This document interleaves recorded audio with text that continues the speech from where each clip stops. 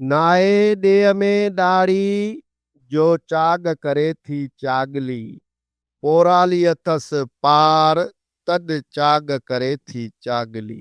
हिन चवणीअ में मौजूद किरदार चागली बलोचिस्तान जे क़दीम रियासत लसबेले जी वाली ऐं मलका हुई।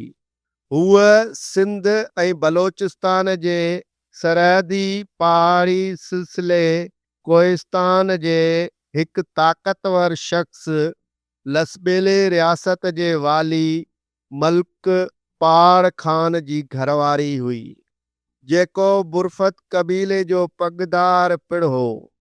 मलका चागली सन 1742 ईस्वीअ में मौजूदा जामशोरे ज़िले जे कोटड़ीअ वारे इलाइक़े में अची रही, जेका उन ज़माने में हिकु नंढी वसंदी हुई। हूअ लसबेले रियासत में मलक ख़ानदान जी आख़िरी हुकुमरान हुई। संदसि हुकुमरानी आलियाणियुनि ॼामोटनि ख़तमु कई। संदसि पुटु मलक इज़्ज़त ख़ान कलोड़नि पारां विढ़ंदे टालपुरनि हथां शहीद थियो।